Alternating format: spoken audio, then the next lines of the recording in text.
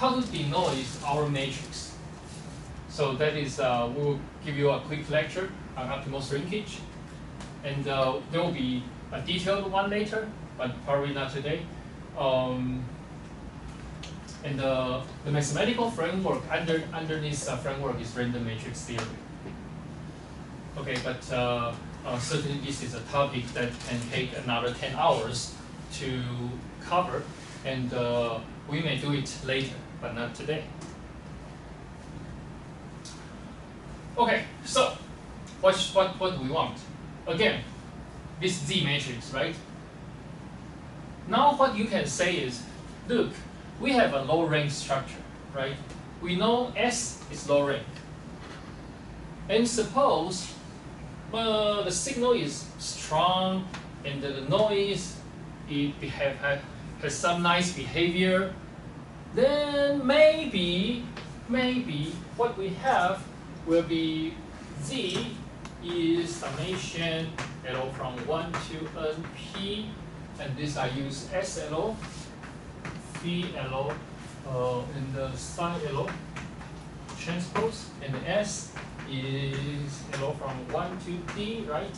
Sigma LO, U LO, V LO T, right? Suppose noise is not very crazy, noise is good, and everything is ideal. This world behaves like what we imagine. Then somehow you may say, hey, ideally, right? You will have SLO, like SLO will be roughly like sigma LO plus sigma. That is the noise label. And the LO from 1 to D. And the SLO will be roughly sigma when LO from D plus 1 to NP. Ideally. Okay, that is kind of a very, very ideal situation. Then suppose this happens, oh wow, excellent, perfect, we win. But unfortunately, it is not the case. But I will tell you why not. But let's say, suppose it is the case. Suppose it is the case. Okay, we have a very nice relationship and the noise impacts will be whatever. Then the traditional algorithm is called SVD truncation. Okay, it's back in 1965. They just say, okay, now the top few eigenvectors are strong, they are signal. So how about if we just keep the first D singular vector and the singular values, and then we use this guy to be an estimation of the signal. And can we gain something? Answer is yes, it can. And actually, this works very well. In particular, when P is fixed and N goes to infinite, that is, you have many data and the P is small. In that case, this idea, or called the SVD truncation, actually works quite well. And and this is the result. If you just directly apply SVD truncation, then this is the result. And I will show you that it is actually not very good. And as I mentioned, the noise, that is because of the noise. Noise is not very good. So forget about it, it's impossible to have this very nice relationship. And the main reason, as you will see in a bit, is because we consider this N proportional to P setup. All this is called large P and the large N setup.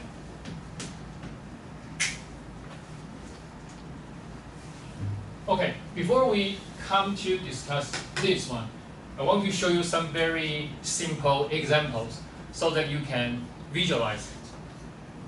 Suppose I give you 20 samples, and those 20 samples are IID sampled from normal distribution, but they have 10-dimensional space. Okay, so you see, for this guy, the population covariance matrix is I10, which is the identity matrix. So all the singular, its population covariance matrix eigenvalues should be O1, right? Should be O1. That is the orange curve, O1. But in practice, we cannot access the population covariance matrix. We don't know it. The only thing we can do is, let's take this 20 data point, and let's estimate the covariance matrix. Very good. So you can take these 20 data matrices, 20 data, and you calculate the sample covariance matrix, right? And the sample covariance matrix, just in case you forget, this is Ci, LO, C, LO transpose, LO from 1 to 20, and the 1 over 20 minus 1. So that is the sample covariance matrix. From this sample covariance matrix, suppose it is a very good, we assume it is a very good estimator of the population covariance matrix. Then you may say, the eigenvalues of that sample covariance matrix should be very close to 1. But look at this. The blue ones, that is the histogram of all the all the eigenvalues of the sample covariance matrix. And what do you see? It can be as small as 0.5 to as big as 2, and it's very, very spreading away from 1. And you may say, hey, that is maybe because you do not have sufficient sampling points, because you only have 20 points, right? 20 is too small, so you don't like it. Okay, no problem. How about if we increase the points to 2,000? Okay, but we also focus on 10, I10, 10-dimensional normal distribution. Then you see, aha, look, how can this is what we expect, isn't it? All the singular values are now very, very concentrated around 1. Yes, that is what we want. Okay, good. But is this really what solving the problem? Not really. As I mentioned, as the technology advances, we get more. Get more what? We get more data, but we also get more samples, or more parameters, or whatever you like. Okay?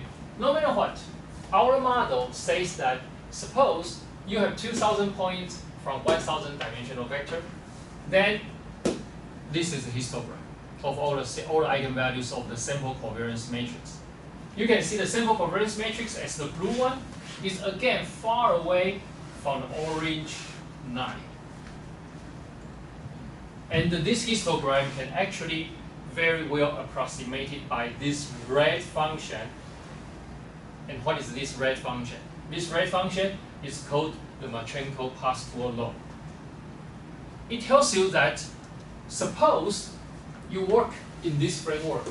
Okay, P is roughly proportional to N. In this setup, then sorry, you cannot get it is very kind of difficult to really get the information you have interest. And the why so you can, if you think about it, it is somehow not super unexpected or kind of super strange, right? Why? Because you see, this is a covariance matrix which is 1,000 by 1,000, but you only have 2,000 points. And if you do not know the original structure, or somehow you need to estimate a covariance matrix, there are actually p-squared parameters you need to estimate, but you only have n points. So every entry of the covariance matrix, you can only share 1 over n point to estimate that value. How can you estimate it correctly? Right? No, you cannot. And that is the challenge. That is the challenging part. Okay. And here is a slightly more detail about this Marchenko-Pastur law, which is very simple. Suppose you have P by N matrix, random matrix with IID entries, with mean and variance sigma squared, and you set Yn to be the sample covariance matrix. Okay, this is a sample covariance matrix, and you have its eigenvalue decomposition. And you also have empirical spectral distribution. That is, you have delta lambda I from here. This is the sample covariance matrix eigenvalues. You get empirical spectral distribution, or we sometimes call it ESD.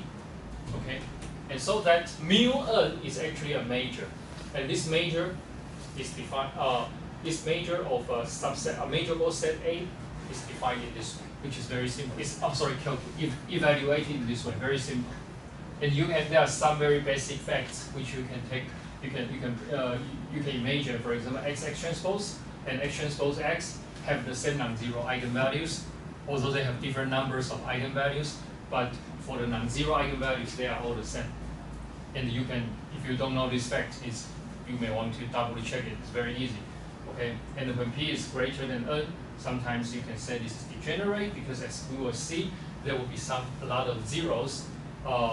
But no matter what, we can always, because of property fact 1, we can always assume P is less than equal to N without use of generality. And the theory just says that suppose you have P depends on N, so that P over N goes to lambda, which is a constant. Okay, then mu N, the empirical spectral distribution, will converge to the Marchanko pass-through law mu weakly when N goes to infinite. And the mu, the Marchanko pass-through law, has this behavior. And this is when lambda is greater than 1, that is when P is greater than N, then you have this kind of degeneracy, and these degeneracies are all zero eigenvalues, and they are centered at 0. Okay, and the nu is this Marchanko pass-through law, which has this weird behavior. And the main property we care about is near the boundary. Near the boundary, there are some very nice structures that we will use later.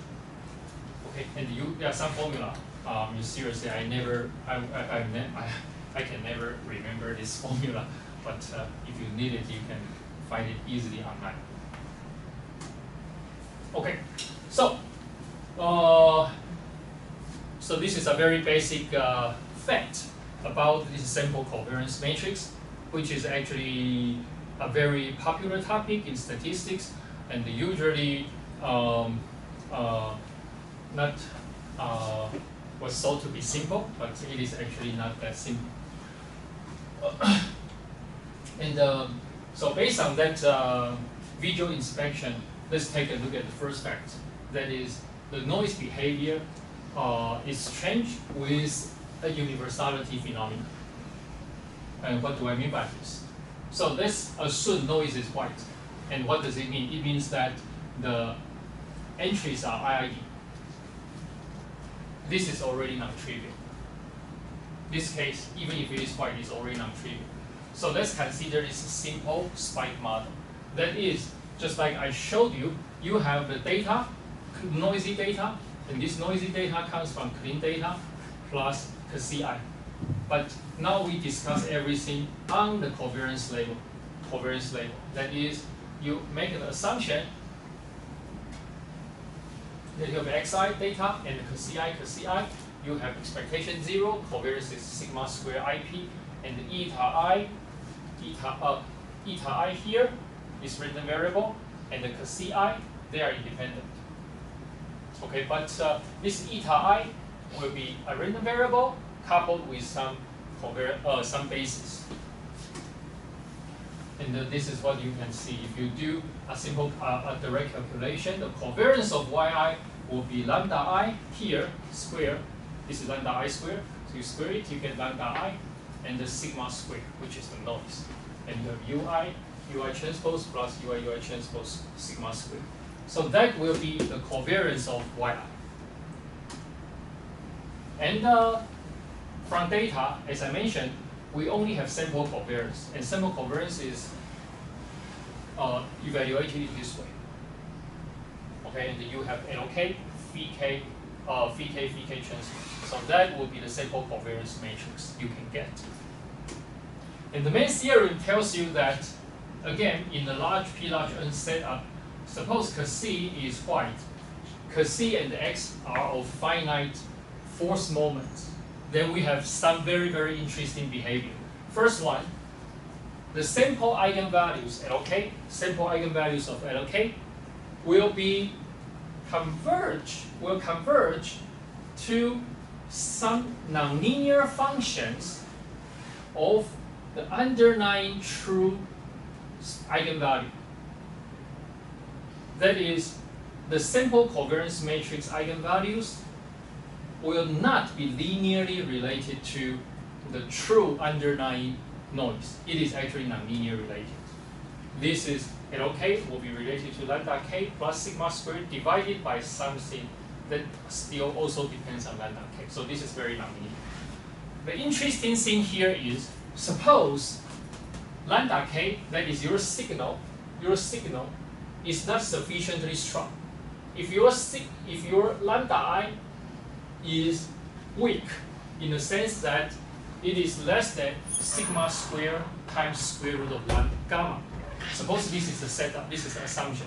Then actually lambda k, the sample covariance matrix, sample covariance matrix eigenvalues will converge to something that doesn't have any information about the signal, which says that you have some threshold, and below this threshold, you don't gain any information from the sample covariance matrix eigenvalues. But if the signal strength lambda I is sufficiently large, that is quantified by sigma squared times square root of gamma, then you can gain some information about the signal, but the relationship is nonlinear. And this is a very, very important property that we need to use, because when gamma is non-zero and the noise is not trivial, then small strength signals cannot be recovered. That is what the theorem says. And there will be some specific properties. This is called stick. Stick to the right edge of the Marchenko-Pascal law.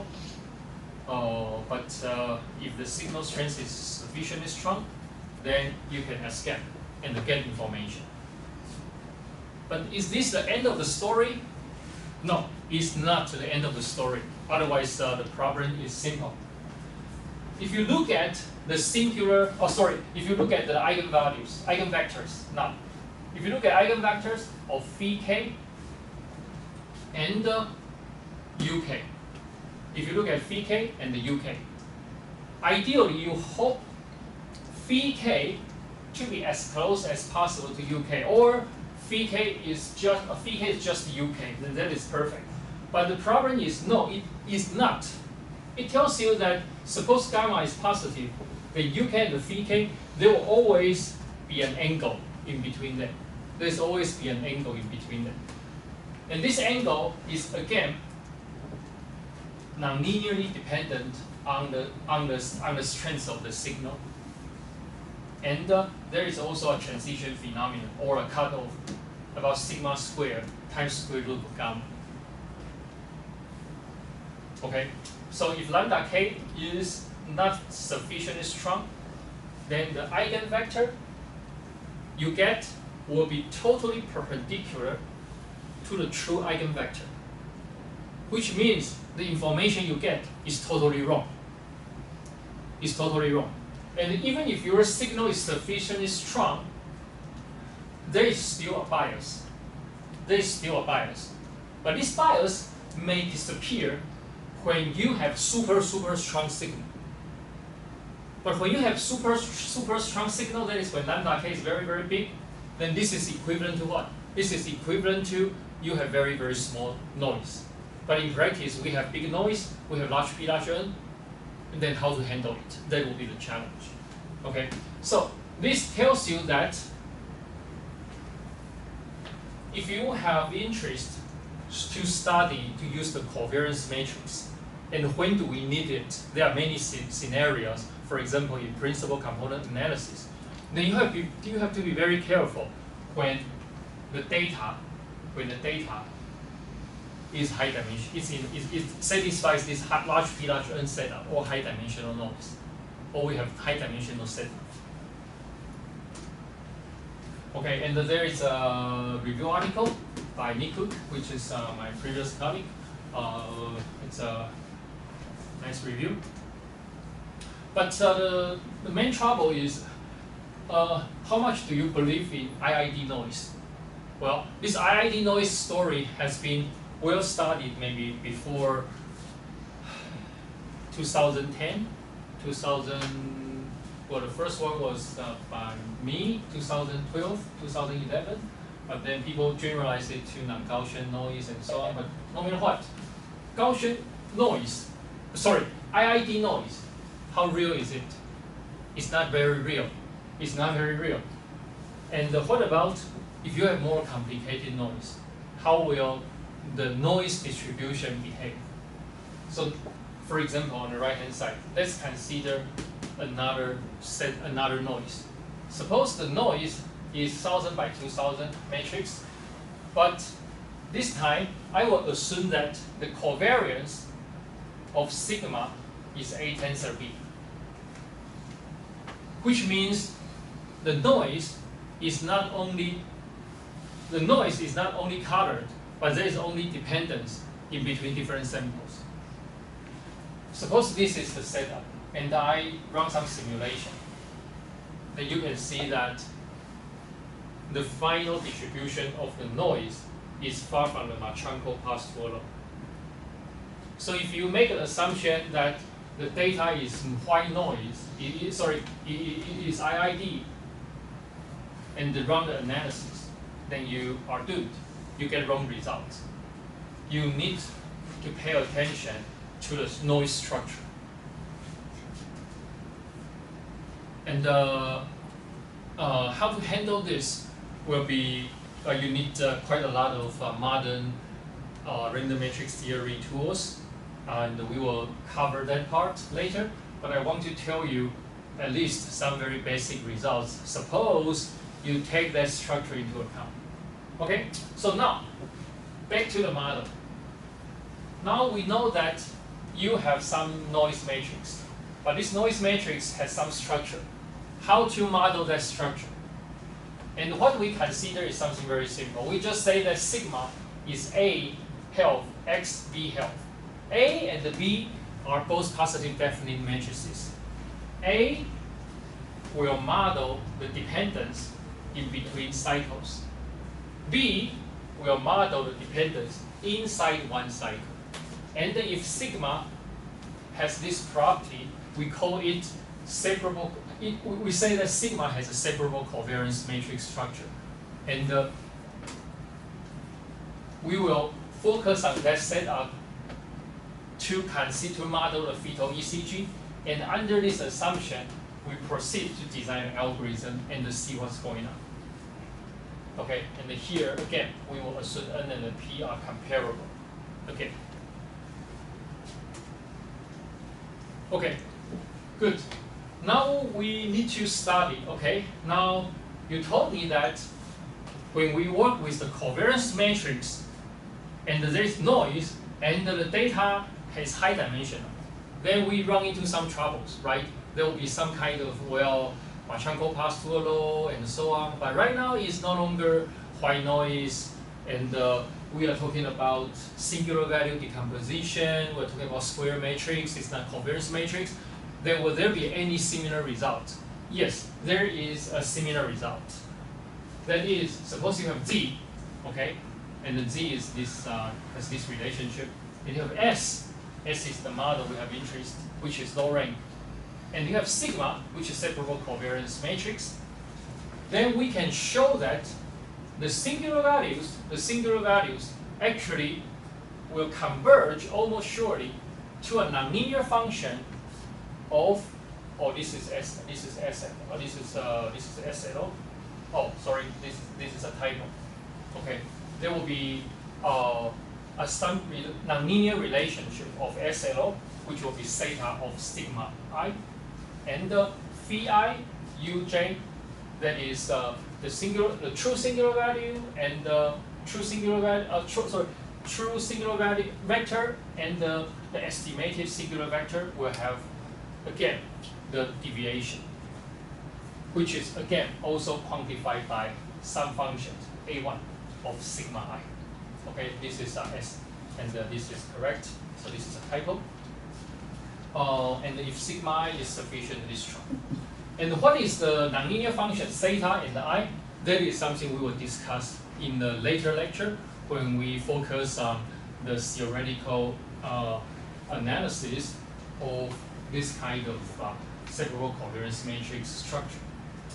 Okay, so in the end, those quantities depend on the structure of A and B, but we do not know A, we do not know B, we do not know, we have little info, we just know it satisfies this condition. Then what can we do? What can we do?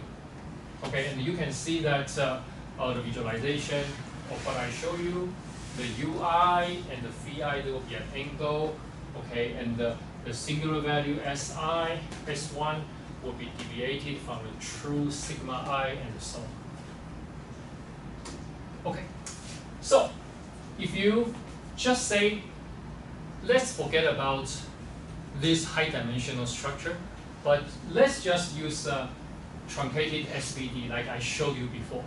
Let's say, oh, suppose D is 1. So I will just keep the first singular vector, sample noisy data singular vector and the singular value, and run the estimation. How good will it be? It will be like this. There will be some kind of error. So remember this error, okay?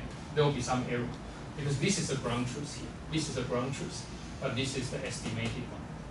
But as you can see, if we want to make the error smaller, then you may want to consider other structures, right?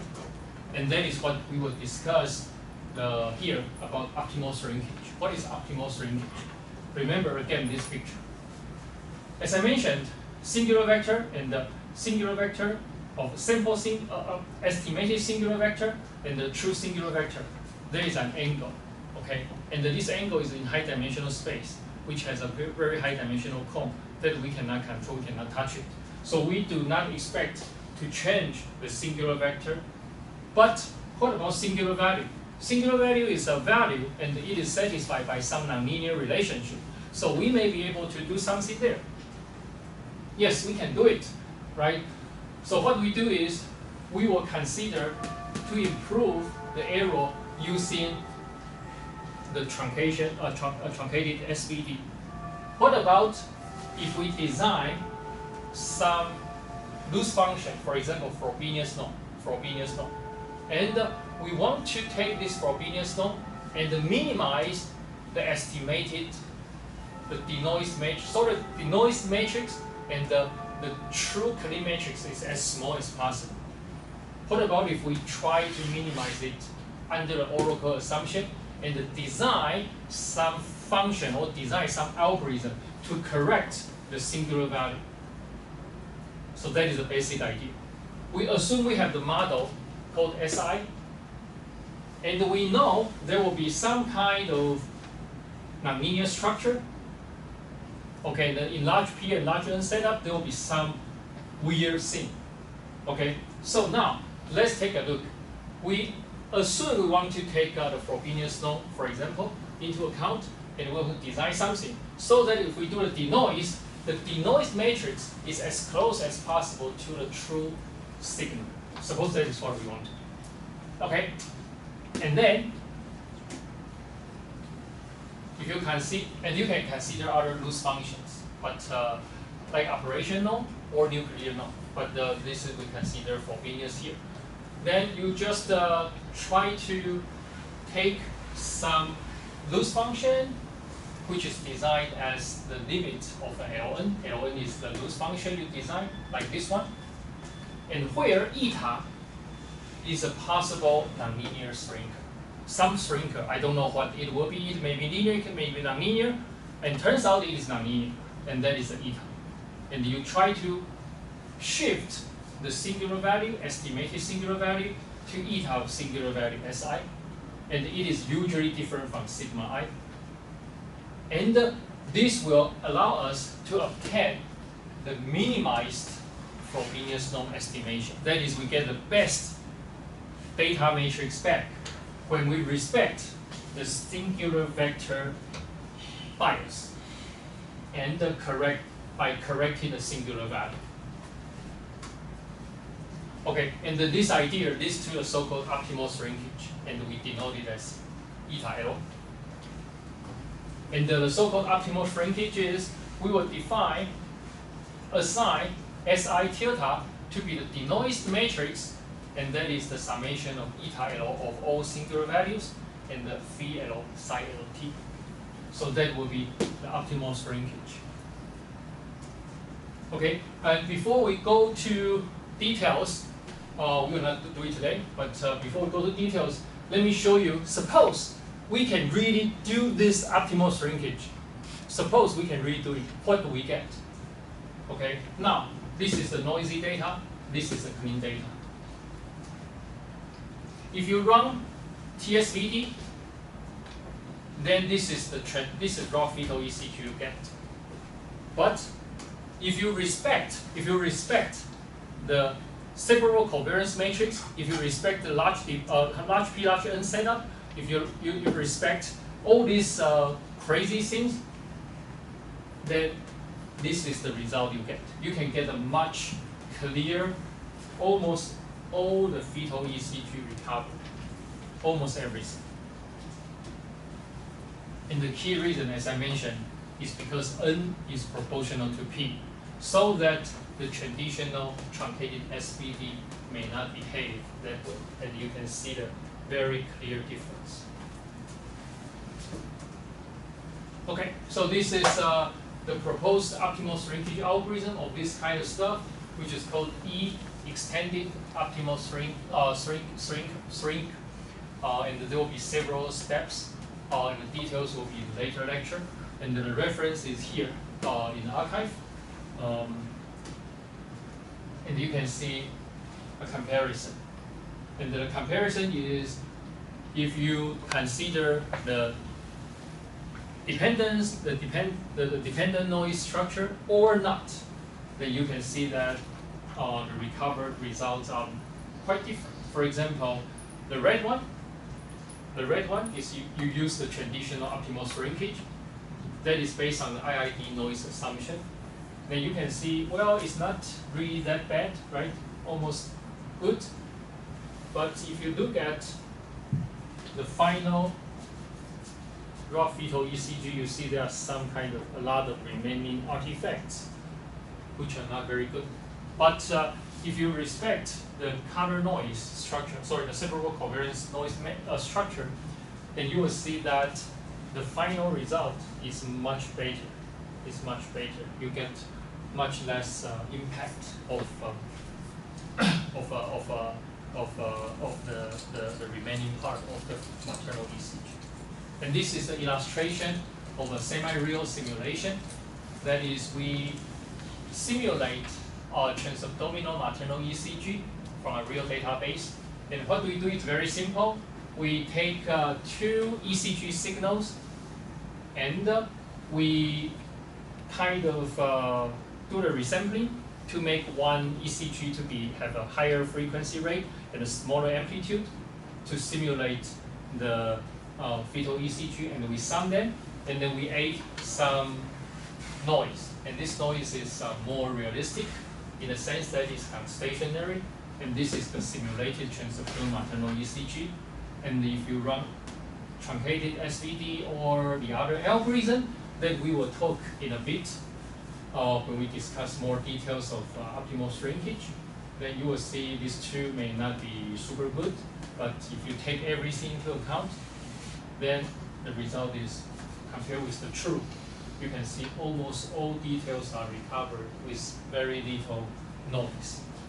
And this is the true fetal ECG, and for using different algorithms, you can recover the fetal ECG to some. I would say this is a quite nice result. And this is the black one. The black ones are the raw fetal ECG. That is, you do the subtraction of the transabdominal maternal ECG by the, for example, this one comes from the difference of transabdominal maternal ECG, and this will not, and this is it. And then if we run optimal shrinkage again, you get the final result here. So that is how you read the picture. And here is the same thing. And there will be more details and the more real examples for the transabdominal maternal ECG analysis in later lecture, but not today. And there are some reference in random matrix theory, just in case you have interest. And it's not yet done. As I mentioned, we only talk about one part of it. We need to integrate the whole structure, and by taking the manifold structure, taking the manifold model into account, and that will be in general called the manifold denoising algorithm. In the manifold denoising algorithm, this is the picture and illustration of what we want to do, and we will come back to this in a later lecture. Okay.